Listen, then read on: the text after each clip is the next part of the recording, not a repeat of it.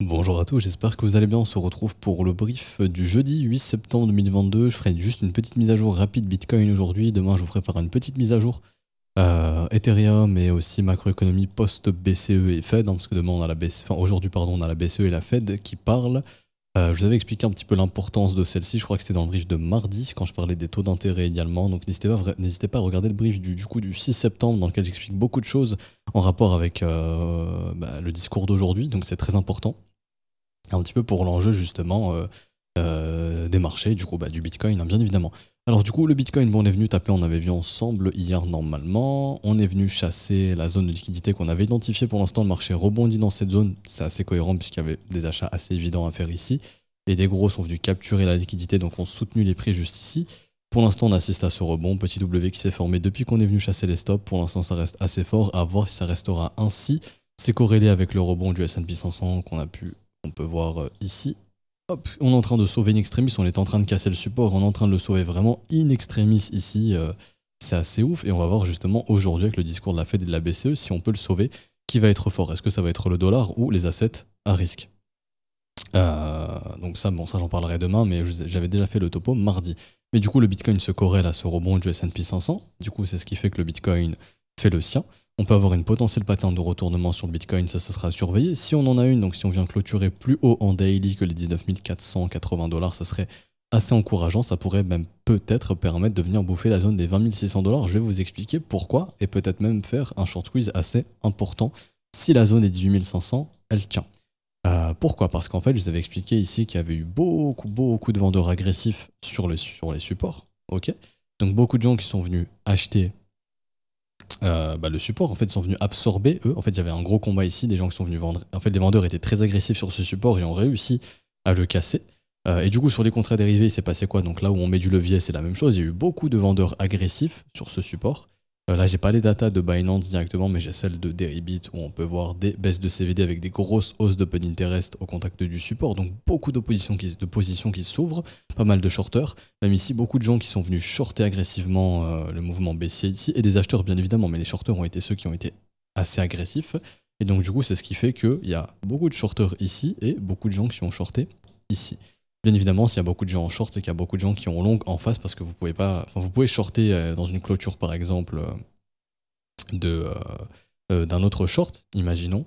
Donc c'est ce qui fait que là l'open interest ne fait rien. 1 moins 1 égale 0, mais 1 plus 1 égale 2. Donc si l'open interest il monte, c'est qu'il y a et des longues et des shorts qui s'ouvrent. Il n'y a pas que des shorts bien évidemment. Mais en fait, pour faire simple, ce qui se passe, c'est que on se retrouve avec plein de gens qui vendent, qui shortent le support, on leur donne raison, on va chasser les bulls, mais une fois qu'on a chassé les bulls, si on revient au contact du support qui est devenu résistance, si la résistance elle cède, on peut se retrouver avec un gros short squeeze et du coup faire pam, comme ça. Pourquoi? Et ça pourrait arriver si le discours de la Fed aujourd'hui il est plutôt favorable aux assets à risque. Et je m'explique, si aujourd'hui la Fed elle annonce, c'est ce que pourrait arriver d'après Goldman Sachs, d'après des analyses de chez Goldman Sachs, que ce mois-ci on soit sur une hausse de 0,75% et que du coup au mois de novembre on débute à du 0,5, donc on aurait une première baisse de la hausse des taux, donc les taux continueraient de monter mais moins fort qu'avant.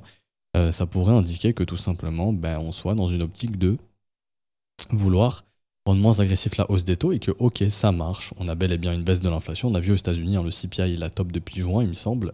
Il y a à peu près, il y a beaucoup de valeurs qui vont baisser, par exemple le prix de l'essence du diesel qui baisse aux US. Là on voit que par exemple voilà, le top il a été fait en juin et que maintenant on est à 2,44. Ouais, ça a bien chuté, ça favorise un CPI qui chute parce que les valeurs continuent de chuter ici. Donc le coût de la vie rechute un petit peu, ce qui fait que le CPI il baisse simplement. Donc le coût consommateur, enfin le prix pour les consommateurs baisse, donc simplement on a une baisse d'inflation au niveau de la consommation, enfin des prix tout simplement.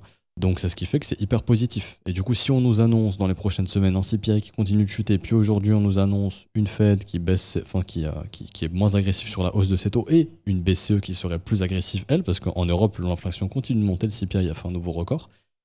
Si la BCE est plus agressive que la Fed, on pourrait donc avoir un dollar index qui se calme, donc un euro qui reprend de la force, et du coup, des taux moins agressifs aux US seraient hyper positifs pour les assets à risque, et du coup, ce serait bullish. Et c'est pour ça qu'avec tout ce petit cocktail de news macroéconomiques qui peuvent arriver, donc vous voyez, il y a besoin de beaucoup de choses, hein, mais si tout ça arrive, on va se retrouver avec un short squeeze sur le Bitcoin, parce qu'il y a tous ces shorters ici qui sont probablement encore en position et qu'on pourrait littéralement défoncer, un peu comme ce qui avait été fait ici.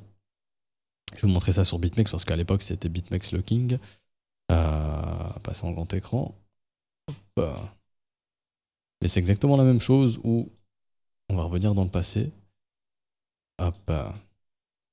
Donc ici, où vous avez un support qui s'est formé, ok, et vous avez un CVD qui chute, donc des gens qui shortent le support.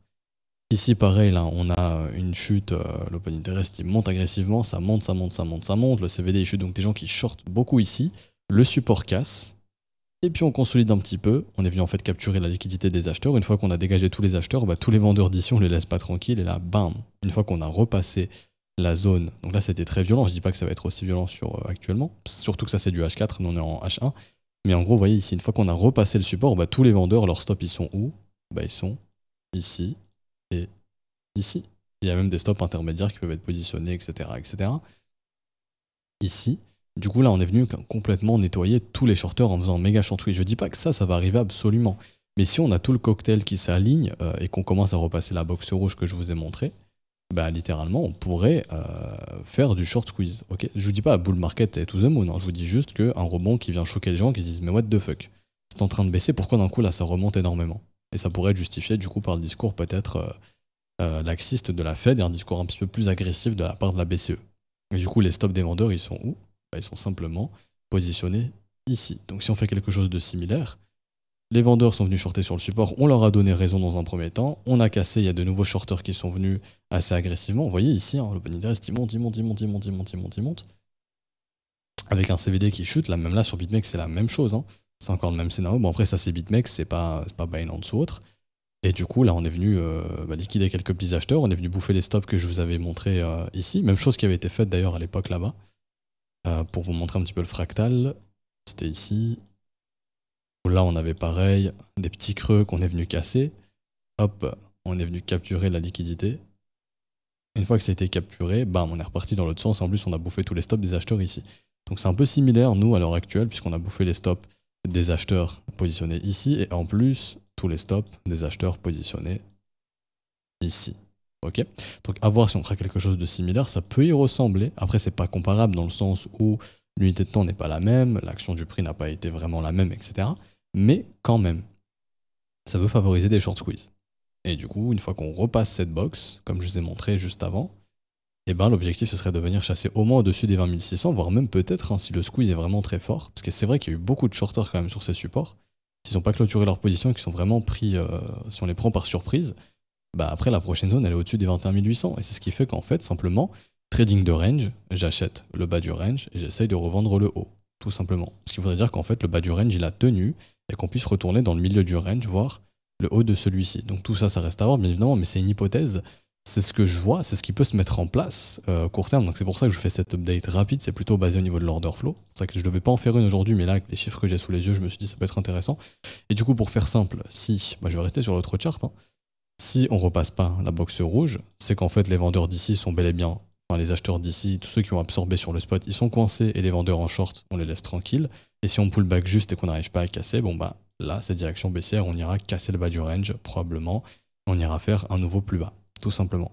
Donc c'est simple, si la box rouge elle ne cède pas, la continuation baissière très probablement qui arrive. Ok. Par contre, si on réintègre le range précédent, alors là ça sent le short squeeze derrière et on vient nettoyer les 20 600 au minimum, je pense. Voilà, c'est un petit peu mon idée pour aujourd'hui. Bon, bien évidemment, je peux me tromper ou peu importe. Ça m'est égal ici. Le but serait de trader ici ce trade. Hein. Donc ici, on pouvait avoir position sur le W, etc. Et avoir une prise de bénéfice au-dessus des sommets ou simplement jouer la réintégration pour prendre rapidement les bénéfices sur le short squeeze. Ça, c'est des idées de trading qui peuvent se mettre en place. Donc on est bon, on est tort, on s'en fout parce qu'on va positionner un stop, un rendement et on essaye de gagner au minimum 2 fois plus que ce qu'on va risquer. Si ça passe, tant mieux. Si ça passe pas, c'est une perte, on n'est pas ruiné. Le but, c'est pas d'essayer de lire l'avenir. Par contre, vous voyez ici, là, après le pullback, si on commence à revoir du M comme ça, bon, bah à ce moment-là, il faudra s'attendre à un retest et à voir si ça cède. Parce que si le discours est très positif pour les marchés, bah, on pourrait avoir ça. Mais du coup, là, avoir le short squeeze, ok? Donc attention, mais vraiment, attention à cette zone, elle est très importante. Si on repasse au-dessus, attention au short squeeze. Et tant qu'on rebascule pas sous les 18 500, le discours à tout moment, s'il est très positif, peut déclencher justement le short squeeze dont je vous parle. Donc faites très attention, on peut avoir beaucoup de volatilité aujourd'hui. Parce que déjà, on est dans des zones où on est venu chercher des grosses zones de liquidité, donc à l'approche d'événements majeurs comme on a aujourd'hui, ça peut bouger fortement. Donc on va s'arrêter ici pour aujourd'hui, j'espère que ça vous aura plu. Si c'est le cas, n'hésitez pas à laisser un petit pouce bleu, vous abonner si ce n'est pas déjà fait, à nous rejoindre sur Discord, je mets le lien en description et en commentaire. Si vous souhaitez rejoindre l'école et apprendre absolument tout ce que je viens ici d'expliquer sur les Open Interest, le CVD, donc j'ai fait des cours là-dessus pour pouvoir les interpréter. N'hésitez pas, vous pouvez nous rejoindre, je vous mets le lien en description et en commentaire, ou si jamais vous pouvez rejoindre via les modalités crypto, donc tout ce qui est paiement BNB, Ethereum, USDT. Vous avez les adresses, les réseaux utilisés, les modalités, vous avez les montants, vous avez les explications, donc tout expliqué juste ici dans le Discord, salon bienvenue.